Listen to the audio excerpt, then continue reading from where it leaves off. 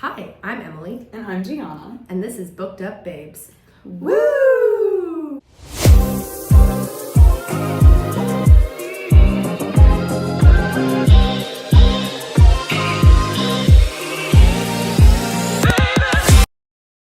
Okay, hello. Hi, everyone. We are talking about Crown of Midnight by Sarah J. Maas, Which I'm so excited about. Second book in the Thread of Glass series. Mm-hmm. So that's exciting. Yes, I mean, again, if you've been listening or if you know me personally at all, you know how exciting this is for me that Emily's now reading these books. Yes. So, we're excited. We are excited, and we're going to get right into it because there's no time like the present. No, there really isn't. We have some really good drinks that we made for this, though. We do. We have a midnight margarita. Margarita, yeah. So it's like sweet red wine with silver tequila and a little bit of lime juice, a little bit of triple sec, and it's really good. It's really good. And I bought this like black, like sugar to rim the glass.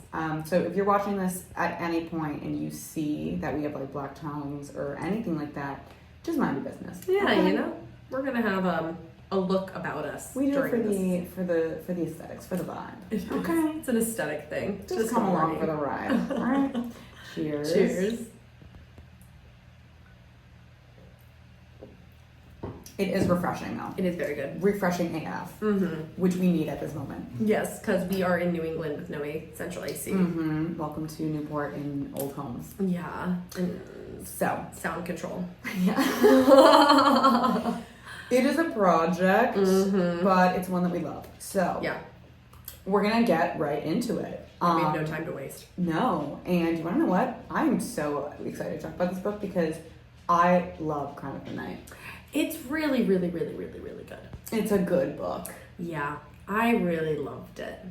And it's because people always say like you gotta get through like the first 2 books, 3 books until you like really get to the good part of Throne of Glass, and I'm like, I don't agree with that. All the books are good, and Crown of Midnight is so underrated. I could see that. I mean, I've only read 2 books so far, so it's so underrated. I can't compare it yet. But having only read 2 books, like reading this book, you were like, this is still a really good book. Oh, I enjoyed the shit out of it. Exactly. So, you know, when people say that, I'm like, are we reading the same series? Yeah. This is all pretty damn good. But I'm also like a giant kale stand, so like, come for me in the comments. She will. I'll get my comeuppance. She'll get there. There we go. Yeah. There you go. Cheers to that. It'll come. I'll eat my words. And I told Emily, I was like, Kale he's not for some people. He's for me. I do think that Emily's going to like him no matter what through the series. I think she's going to really appreciate his character and when he goes through, but I definitely think that you are going to also, at one point, be like, what the fuck is your problem? Yeah, probably. I'm just a very, like, intense, like, by the book, rules girly, like, I like order. And that's him. I like loyalty. That's who he is. And that's who he is. And so I attached to him heavily. Yeah. I mean, Emily was, I think her favorite scene in this book was Kale's birthday. Oh my god. Don't even get me started on Kale's birthday. Them actually getting together. But also what I love about their relationship, just getting into it, is that like he feels like he's sacrificing so much by loving her. And he's willing to. Yeah. True. Like, that's beautiful. Like, that you can have your feelings about him, but, like, he's giving up, like, the core of who he is to love her. And he even says, he's like, I'll go with you. Yeah. And she's like, what? And she's like, for you, I would leave all of it behind and I would go with you. Yeah, that's Which amazing. is wild because it's like, you would just leave Dorian? You would leave Dorian? He would leave all of his... I don't think he would. You think he's Hot take. I think he was very caught up in the moment with her. But I think because he's such a rule follower and because he literally gave up his life at home. He did. In NEL to go be captain of the guard, to be with Dorian. Yeah. And I'm just like, you're telling me that you would just toss it all away. I really do think that in the moment, that's what he thought he wanted. But when the time came, if Selena wanted to really leave, I don't know how quickly he would do it. I don't know. I think that he wouldn't be able to leave Dorian behind. I just don't think so. In my personal opinion, I think. Do you think she would be able to leave Dorian behind? Before all this stuff happened, I think that she would have seen him as a friend, but would have been able to move on. But I think as all of these things, which she even says, as everything progresses in the book, she's like, I have one person left, and it's Dorian. I do have a friend. And one of my favorite parts in this book, because of the way that it just, everything, Sarah's writing, it always just comes full circle. And I think the best example of that is this series, the way that she just connects everything so like beautifully and flawlessly. And like when Selena says to him as she's leaving, I know we're jumping like way to the end of the book, but you want to know what? If you've read it, you're here. You're here, so yeah, it's fine. Spoilers. Yeah, and she says to him, she's like, "I will come back for you," and he doesn't know what that means because she hasn't told him everything. Yeah, but she knows that. And that's the type of person that she is. She's like, if I give you my word, I'm going to keep it. Yeah. If I give you, because, all right, guys, I'm going to put Emily on blast a little bit for a second. She's having a hard time getting into Assassin's Blade. Yeah, I am. And the reason why I'm able to say, like, these things about Selena, about, like, her character, who she is, like, she gives her word, she keeps it. She cares about you. She will go to the ends of the earth for you. She's a loyal bitch. Yes, and you learn about a lot about in Assassin's Blade. I'm gonna read it. It's taking me a second. Which don't get me wrong, and I had to read Assassin's Blade because I did it in the same order. I was like, I have to read a novella right now, and then I was so happy I did. It's because how this book ends, you're just ready for the story to continue, and then you have to go like way before any of this story happens. So it's a little difficult to get into because you just don't care. But it's so worth it. I know. And I'm not that far in, to be honest. I'm like 50 pages. This is why I also am such a lover of the tandem read, because once you get to it, once you get to the end of Empire Storms and you have to go to Tower of Dawn, you're going to be like, I have to... Go backwards. I have to go backwards. Yeah. I have to read things that were happening at the same exact time. No, thank you. And it's a very informational book. Whereas like Empire Storms is like, you know. Yeah. So, yeah. It's all worth it in the end. Yeah. But yeah, so Selena, I do think that before she found all this out, she would have been like, yeah, I could leave Dorian behind, because her main goal was just being free. Yeah, for sure. Oh, definitely. And she's like, I cannot allow people to continue being the reason why I can't be free. Now, no way. Yeah, so say the end of the book was not the end of the book. And at the end of the book, her and Kale make the decision to run off into the sunset. You don't think their boat just be like, but Dorian comes too? If all of this other stuff wasn't going on, I think that Selena would leave, because but that's the thing. That's part of the reason why she pushed Dorian away romantically in the first place. She was like, I'm getting out of here, and he had to accept that, because he's like, the last thing that I want to do is be the thing that keeps you. Yep. Where you're essentially always going to be a prisoner. Yeah. So I think that she would have gone. I don't think that Kale would have. I really don't. Okay, hot takes. I really don't, and I think it's because like they love each other so much. Oh, they love each other so much. And you see more of that as like the series goes on. Like their love for each other is so deep that I'm just like, there's literally no way he would have left him behind. He would have had to choose between the two people that he loves the most in the world. Yes. And I think he would have chosen Dorian. Oh my goodness. Would you also have more information than I do? Are you using your other information to answer this question out of curiosity? I'm just using who I think that Kale is as a person. Okay. I think that Kale, the way that he's very loyal. He's so loyal, and the way that he loves Dorian is it's so deep rooted. I just could not see him just giving it all up for someone who he must know is not completely truthful with him still. Yeah. And he still has a problem with her way of life. Which she's not really, like, living by. Like, she's not killing people. No. And she's skipping around what she actually has to be doing, which, like, bravo, girlfriend. But, like, I think that makes him fall in love with her more. That she's like, no, I'm not, like, this, like, cold-blooded killer. Agreed. But when he's kidnapped and she comes in, guns fucking ablazing, she's like, no, you got my man. I will kill all of you. And it was so great when oh my god, eventually we find out who the people were. Yes. But when one of them was like pretty much like, oh, do you think your prince or something can save you, or do you think like your guard can save you? And he's just like, I'm not who I'm worried about. Not my girl's gonna come in here real quick. He's like not who you should be worried about right now. I'm fucking the assassin. I'm fucking Adeline's assassin. Like, you fucked up. You fucked up. And then kidnapped the wrong bitch. She came in and she was like, fuck around and find out. Yeah, that's my man. But I will say, it's so funny because at the end of the book, she guts Archer. And he's like, and I'm like, how are we pretending like this wasn't, like, you know who she is. Just because she decided that she wasn't going to kill some people. Yeah. Doesn't mean that she's not gonna kill someone. No. Silly town. Silly town. So, yeah, that's my hot take on Cal. There's a love-hate relationship with him because, you know, there was a very large betrayal that happened there.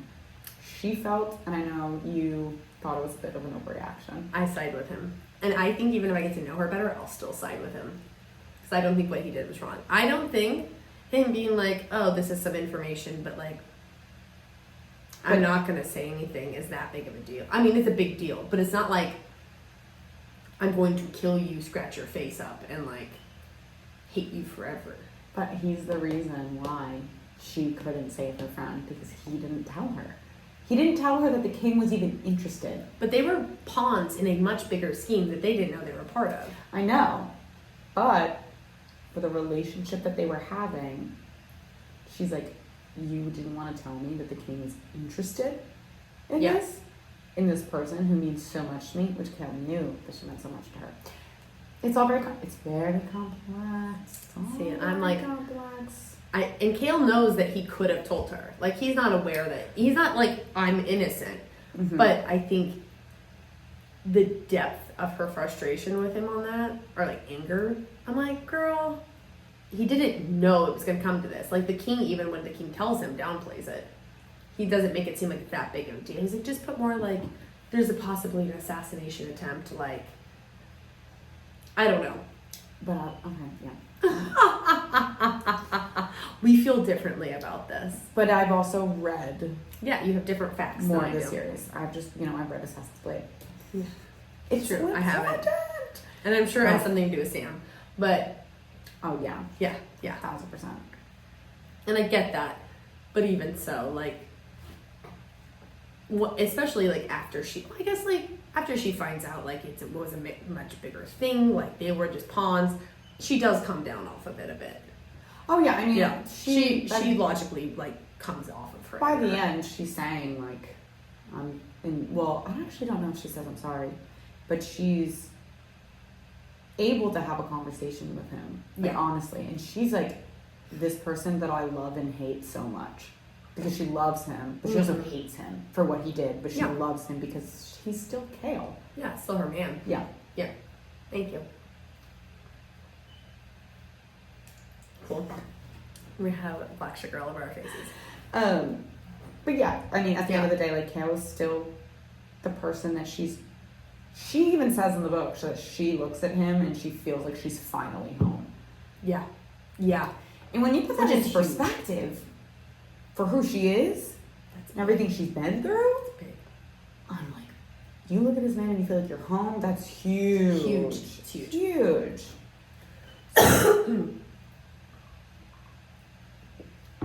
Yeah. So definitely, there's a lot of complexity to this series. The characters, the situations, their relationships, There's always something that could be looked at in two different ways. Yeah. So, yeah, I mean, even her relationship with Dorian. Oh, it goes through a whole journey in this book. Yeah, and he still wants her the whole time. And then finally he says to Nehemia when they're dancing, he says to Nehemia, because Nehemia comes up to him at the balcony because he's watching Kale and Selena dance, which is creepy. Not creepy. Stop. Don't say a single negative thing about my boy. We're gonna sit here and bash my baby Cole, you know. I'm not. I'm totally kidding. Because you want to know what I was just about to say, which was so sweet about Kale and Selena, and you took that as. I'm totally joking. I think we're in a fight. I did actually really like that birthday dance together. I thought that was adorable. So cute. It was a moment where the two of them were just two normal, and that was when they said to each other, like, we'll never. And that's what Nehemia said too. She was like, they will never know what it's like to be us. No. So that's when he was like, I took one muscle and I let her go. Yeah. And that was it. And he's just like, I have to let her go. And then Dorian goes on his own trajectory completely. Finds out that he is magic. The Ice King. Yeah. Finds out he is magic. Daddy Phantom Hands. Love him. And he's like, now he's just like, so on top of that, he feels like he doesn't have Selena, who he really did think of as, yeah, he's interested in her, but she was also a friend. Totally. And then you have Kale, who's very obviously into Selena, and that's causing a little bit of discomfort between the two of them. So he's like, I have this thing going on, and I have absolutely no one to talk to about it. I don't know what to do, and I don't understand it. And he goes to like the number one person that you should never go to, which is a witch. Yeah, that's such a bad choice. But he's like, I don't. He's desperate. He's so desperate. And he's also so young. He's such a young boy. Still. I mean, he's 21. 20. Yeah, he's so young. It's like he doesn't know. No. But sorry. But yeah, so he goes through like a pretty like big realization because he has like raw magic. Yes, and he has no idea how to control it. No idea how to control it because it's also like nothing he's ever even heard of. No. He's like raw. Like what is it? And so I mean, I guess like going to a witch who's been around for centuries, he's like, maybe you can tell me. But she just wants a secret so she can sell him. She's awful. Baba Yellow lives you bitch. Yeah, she's not a great. Well, she's a great character. She sucks, but she's a great character. I do love like how protective Selena is when she goes and like she tries to sell Selena like Dorian's secret. Yeah, and Selena's like, I guess I have to kill you now. No, I have to kill you because you're gonna tell my friend's secret to other people, and I can't have that. Exactly, and I'm just like, that's how like those are the moments where I'm like, no matter what, she has his back. Yeah. And this is at the time. This is after Kale's birthday too, so this is also when she is like, I'm alone. I have no one. And she's also on top of Dorian finding out all of these things about herself. She's finding out all of this information. Oh my god, about the word keys and all that crazy information, which like plays such a huge role because like we started learning about this in the first book. Yeah. And you know we find out our dude Mort, gotta love him. Mort, our door knocker. He's so sassy. He's like a sassy grandpa. Like a sassy gay grandpa. Yes. Yeah. And you're just like, okay. Like he owns a really nice apartment in New York. And like he has like every bedroom's a different color, and him and his partner like wear like fun spectacles and like like that's the energy of him. He'll be mildly passive aggressive at any point because he's just like, I'm saying this but I'm not saying like Stanley Tucci in Devil Wears Prada. Yes, he. Oh my god.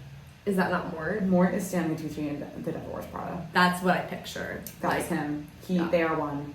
Oh my god. That is so accurate. Okay. Because in my mind, I'm like, he's either a grumpy grandpa or a gay man. Yeah. Oh my god. Combine the two. Nailed it. Stanley Tucci is like a sexy grandpa, though. Yeah. I mean like the energy, you know? The energy, yes. Mort could be hot. Stanley Tucci for a door knocker can get it. So always. So Mort can also get it. And the surprise is that he's straight. Oh yeah, he has a wife. Married to Emily Blunt's sister.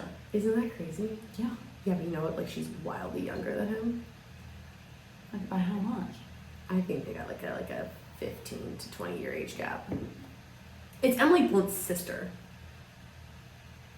Oh. Yeah, it's an age gap. I mean, like, but if anyone was gonna get Emily Blunt's sister, it's Stanley Tucci. If anyone was gonna get, if Stanley Tucci was gonna get anyone, it would be, I mean, anyone would take him. If you wouldn't take Stanley Tucci at any age, I mean, yeah. I would wonder what's wrong with you. I mean, you know, I was watching that Steve Martin documentary. His wife is 25 years younger than him. Young. Yeah. Wait, when did they get together? Early 2010s. They have like a teenager. They have a teenager together. So 2000s, like early 2000s.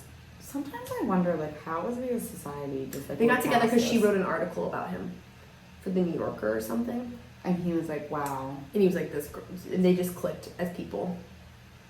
But how are we as a society okay? Because if she's 25 years younger than him. Yeah, something like that. He's got to be what? He's almost 80, or he's 80. Steve Martin is almost 80 years old. No, I think he's in his 80s. Are you kidding me? I think he's 80, yeah. Steve or he's like Martin. 70s, early 80s.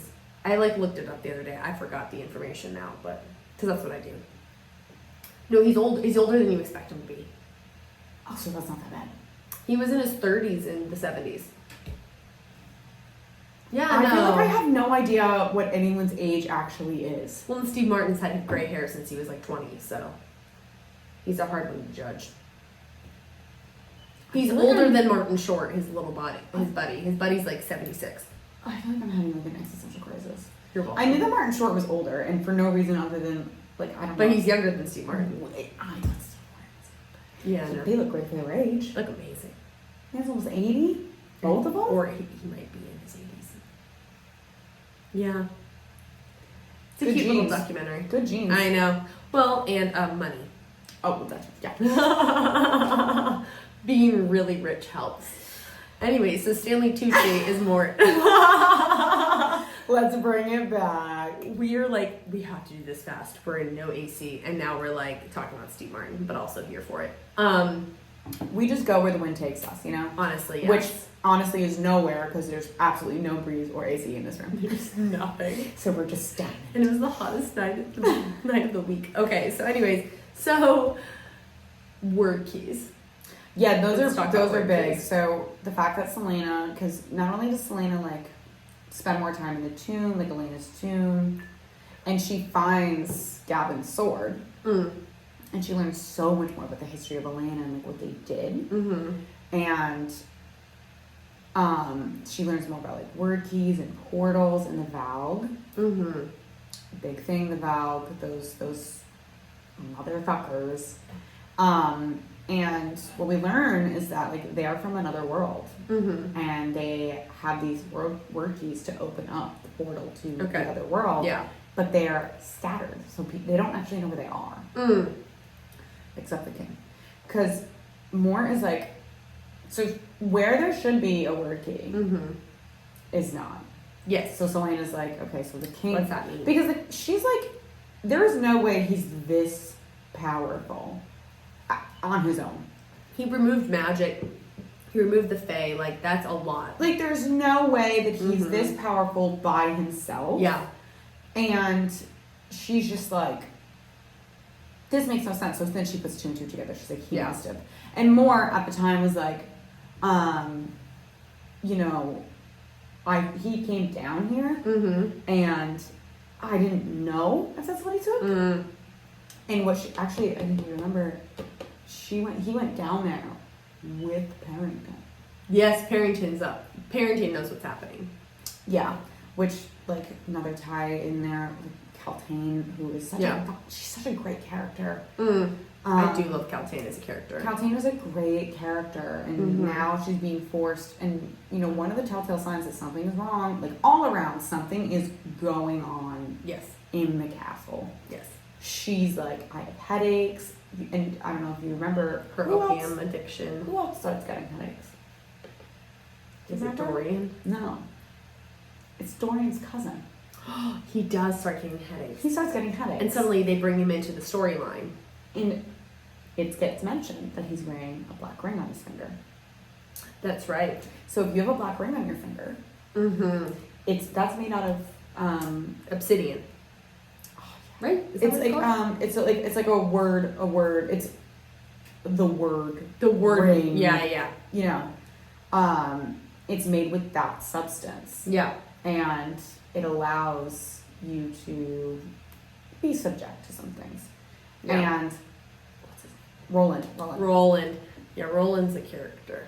Yeah. And you don't really know what to think of him, and then suddenly he's wearing a ring, and you're like learning all of this like stuff at the same time, and you're like, so you're a pawn. Yeah. You think that you're up there, but you're actually just a pawn. You're also a pawn. Yeah. Parrington and the king, they have schemes going. Oh, for sure. Because he's going to marry Caltaine. There's something going on with that. Yep. They have knowledge of what people, like who people are and what they are capable of in a way that no one else really does. Things are building.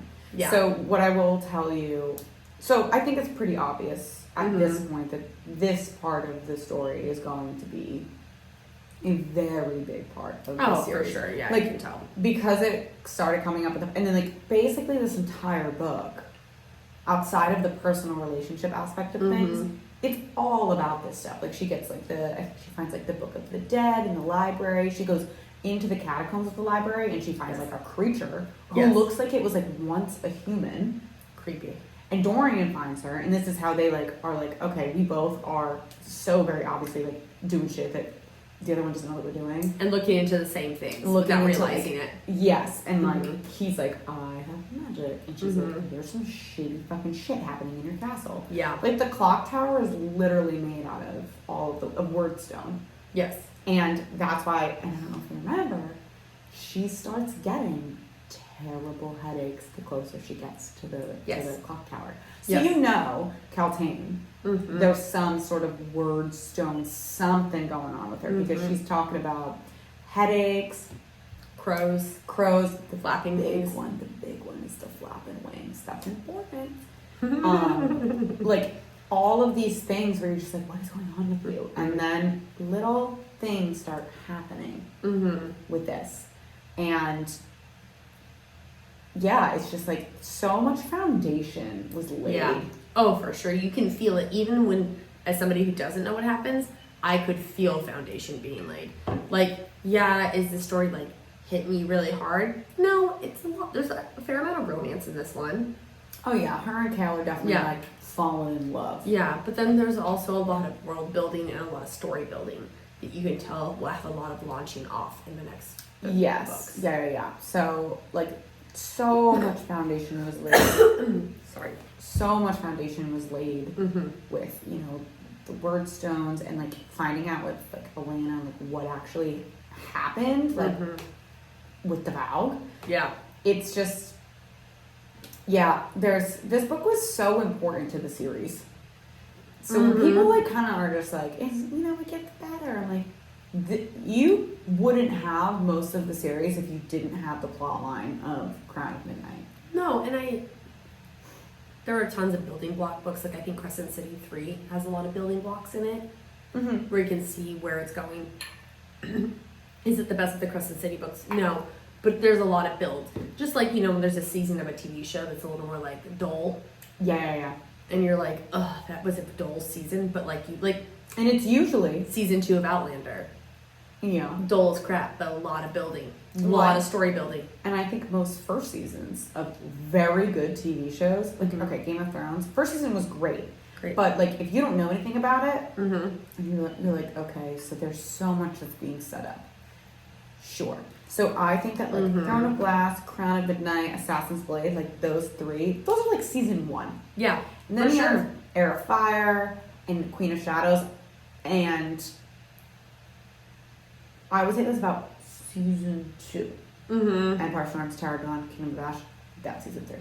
I love that. Yeah. I would say that the first 3 books are definitely the first, if this was going to be, which at one point, it was going to be a TV show. Yeah, why? So why is ACOTAR getting the front reins on this? Because, to be honest, more people have read ACOTAR than they have Throne of Glass. Yeah, it's most people will start with ACOTAR, ACOTAR, and then they'll be like, okay, well, I want to read more Sarah. So they'll start Throne of Glass. Well, but ACOTAR is More palatable.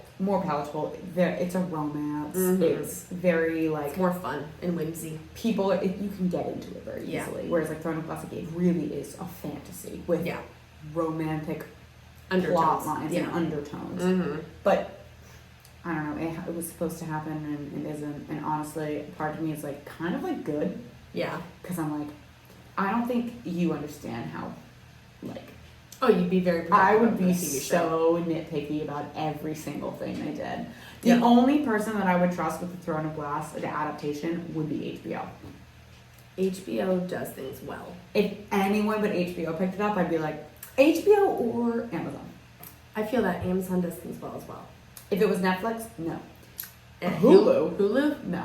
Running for the hills. And the fact that Avatar has Hulu. I know, I hate it. I'm like, number one, y'all don't have the budget for the CGI. No. You don't even have the budget for the people. Mm-mm. Not for fantasy. Don't get me wrong. Hulu's got some great shows. Case in point, we're thinking about it earlier today. Normal People. Great TV show. But that's like a regular show. You We're need talking money. Fantasy. You need money. You need fantasy. You need money for this shit.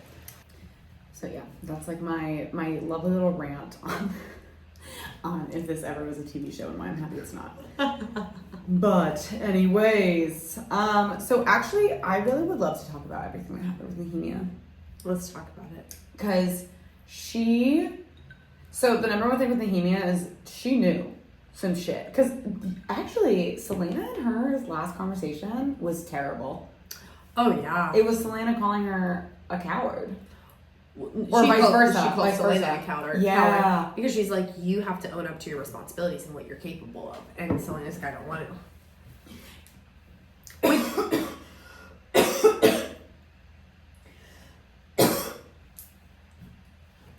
Which is coded in a bunch of other things that I think they're not talking about, which is that she's Aelin.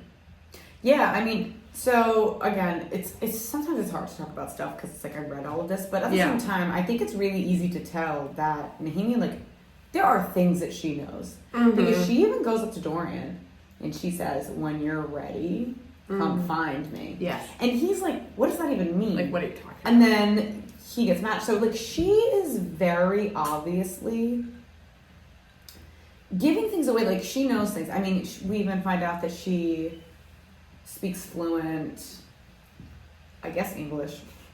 Oh, yeah. And, like, we find out that she's been playing a role, and then, like, she's the one who, like, I mean, Selena does start trusting her. She brings her down to the crypt. Yep. And she shows her, and they, like, find things out together. Mm-hmm. And there's, like, this level of, there's, like, always these little moments with Nehemia where it's, like, what do you know? And what are you not saying? Exactly. And so I think not only that, but also the way that her and Selena left things. Mm-hmm. I think on top of the way that they left things, and I think that Selena was like, Nehemia knows things that I'm not aware of yet.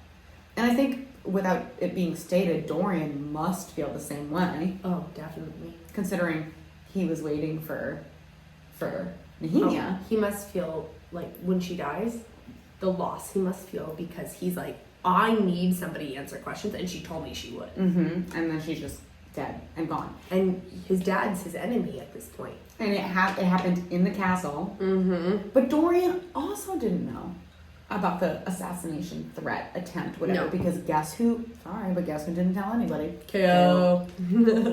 But, like, he didn't know about it, Selena didn't know about it, so it's all just, like, this jumbled mess where they're both like, what do you know? And now neither of them have an opportunity to even find out. Yeah. But for Selena, for her, again, like, if you're here, you know the ending. She's lost everyone.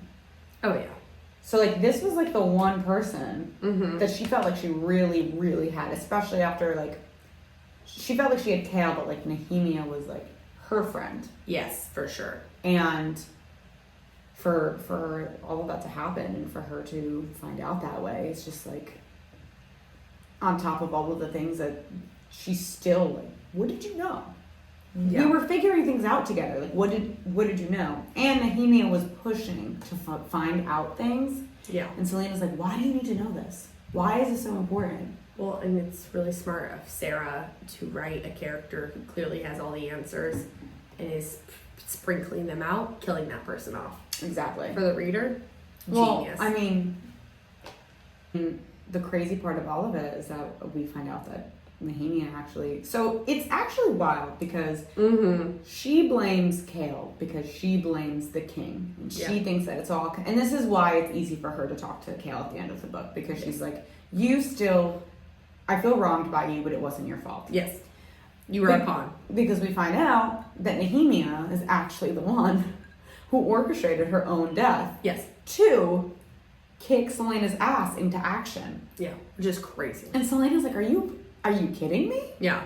Like, this is the last thing, which in Selena's mind, she's like, this is the last thing I wanted, but it did in fact kick her ass into gear. 100% did. Everything we find out, the majority of the things that we find about the word keys and the gates and all of this crazy shit going on, it happens after she dies. Yes.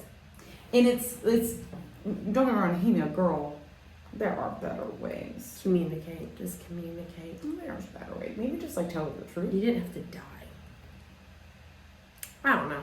You're a cool character. You could have talked to your friend. But, yeah. You know, to each their own, I guess.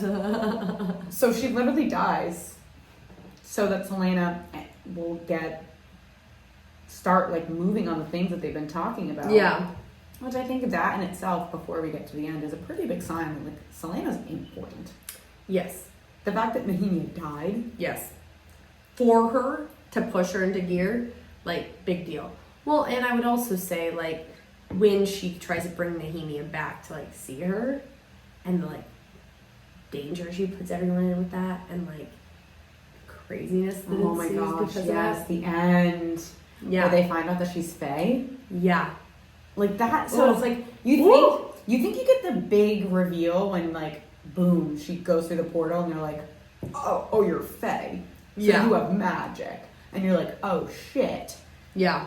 And Nehemia is just like, don't ever do this again. No, it was so irresponsible. Because then you're screwed. You opened a portal to another world.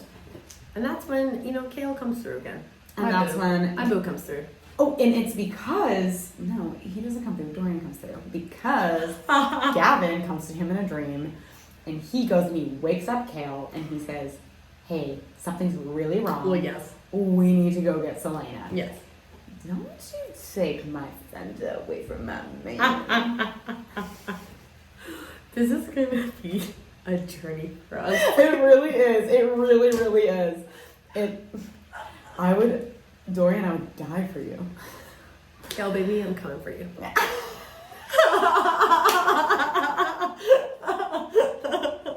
I don't even care if it ages poorly. He's my man. It doesn't.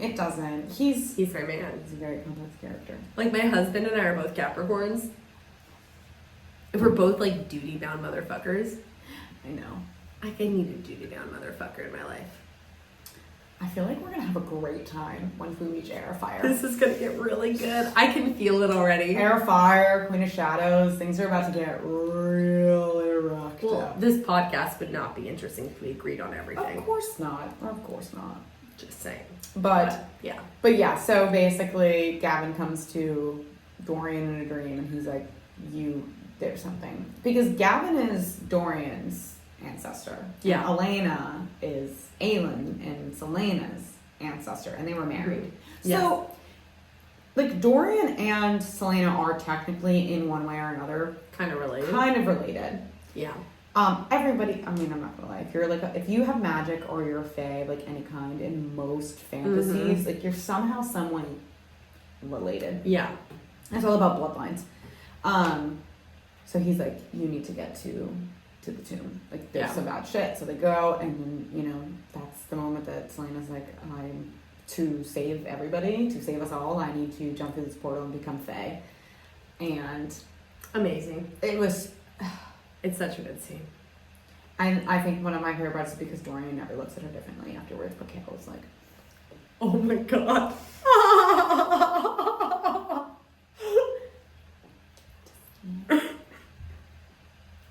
Just saying.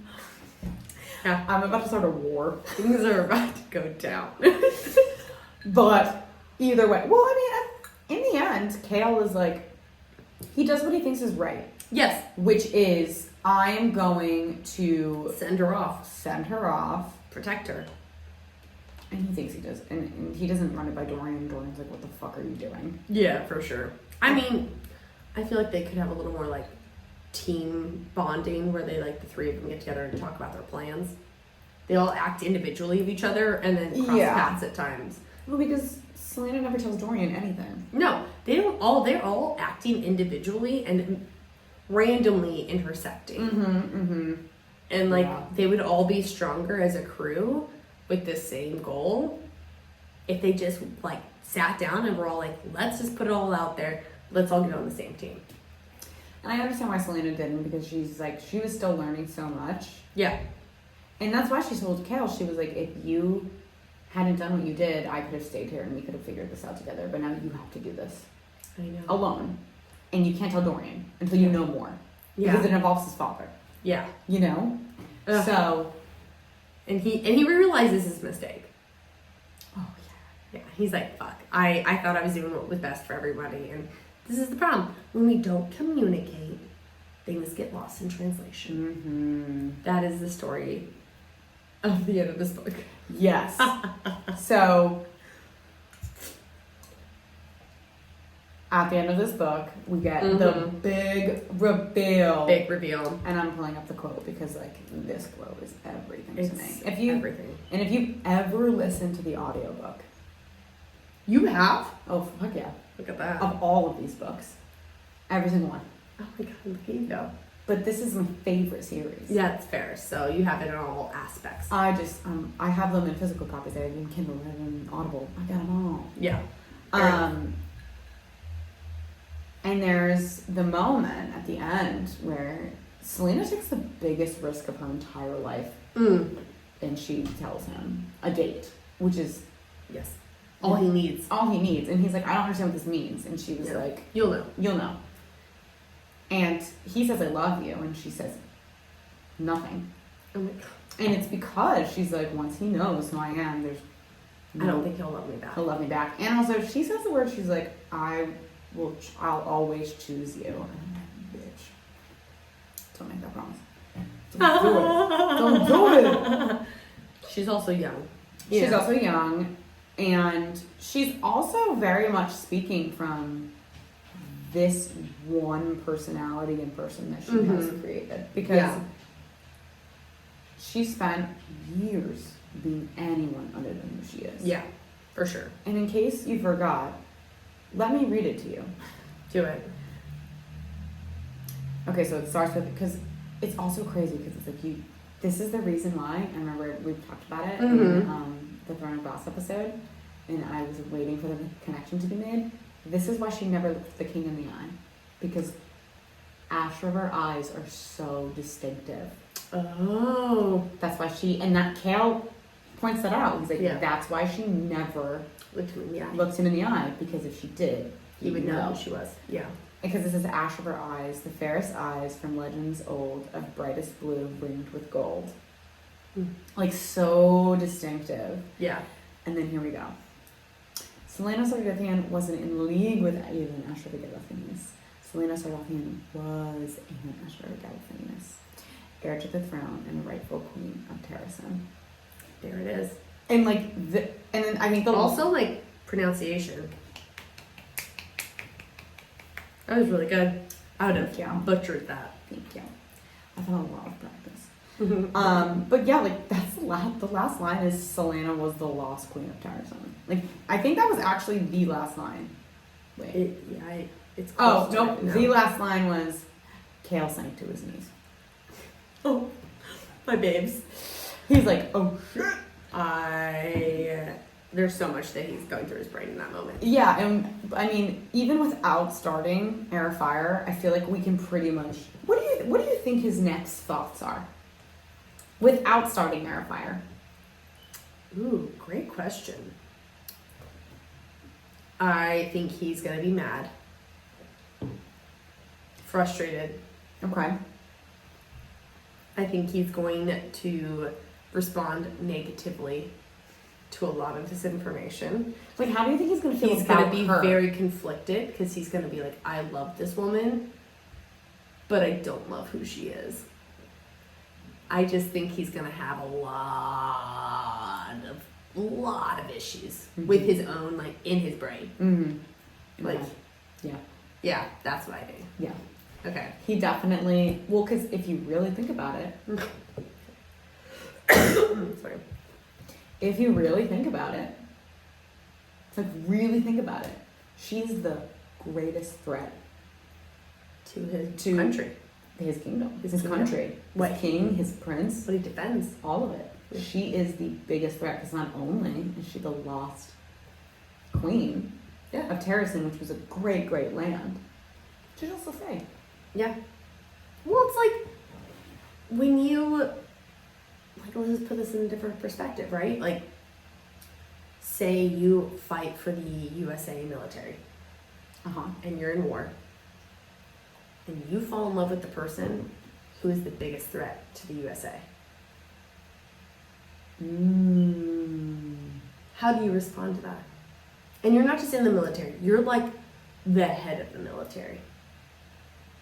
And you fall in love with the person who is the number one threat to your country and to what you have sworn to protect. Do you respond, oh, well, I love her? No, you're gonna be fucking conflicted. Agreed. Also, in case anyone was wondering, I have a book recommendation for this exact scenario. If you are two generals on the opposite sides of a war, it's called This Is How to End the Time War. There we go. Read it. Anyways. But I'm just saying, yes. I think, you know, when you read fantasy and you see, like, you're like, well, like, she's on the right side of history kind of energy. But he signed up to defend this king. He signed up to defend Dorian. He signed up to defend this kingdom. And on top of it, he gave up his family for it. And he just got so much new information about his own king and kingdom. Yeah. Kale is like, what is real? What is not? What do I know? What do I do not know? Like, what's happening? If you, like, you can't paint him black or white. No, you can't. He's very, like, and gray. People do. They paint him black and white. And that's where I'm going to get really defensive of him. I can already feel it in my bones that even when he is throwing, like, fits, but really genuinely think where he's coming from. Yes, and that doesn't. Here's the thing. It's like Air of Fire is going to be a good time for you. I feel like I'm gonna love it. I think you're going to love Air of Fire. Yeah, love it. Well, and for me, it's like, just because I don't like every decision somebody makes doesn't mean I can't empathize or realize where they're coming from in that decision. Yes. I actually said to Emily before we started, I was like, Kale is the Nesta of this series. Nesta, it takes a lot of empathy to like Nesta. It takes a lot of empathy. It takes a lot of understanding. It takes a lot of knowing that someone isn't just black and white. Yeah. So yeah, I would say he's about he's the Nesta. Yeah, I'm gonna be fucking sold. I already can feel it. Even when he makes fucked up decisions, I'm gonna be sold. We love Nesta. We do. I think I'm a Nesta girl. I think Air Fire is really gonna test you a little bit. All right, I'm here. Here's the thing. And Queen of Shadow. Both of them are gonna test you a bit. I'll have my Rhysand. Do I love Rhysand in Silver Flames? No. So, just saying. No. Just saying. But yeah. I think that's it. That's it. Oh my god. So we are not going to be doing an episode on Assassin's Blade. No, we'll bring it up in the next episode. We will do a very brief synopsis when we do Air of Fire, just so we can talk about the things that we learned, all that stuff. But we will not be doing a full episode on that. So the next time that we talk about a Throne of Glass book, it will be Air of Fire. Air of Fire. Yes. Awesome. All right. Well, if you enjoyed this episode, please rate, review, and subscribe wherever you're listening. Follow us at Booked Up Babes Pod at Instagram, Booked Up Babes on TikTok, and it's bookedupbabes.podbean.com. Check that. And if you want to talk to us, email us at bookedupbabes@gmail. All right. I think that's it. Yeah. All right. Well, bye.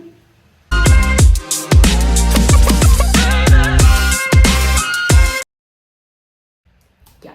Okay. Wait with me. Thanks, Mom. That's a great outtake. All right.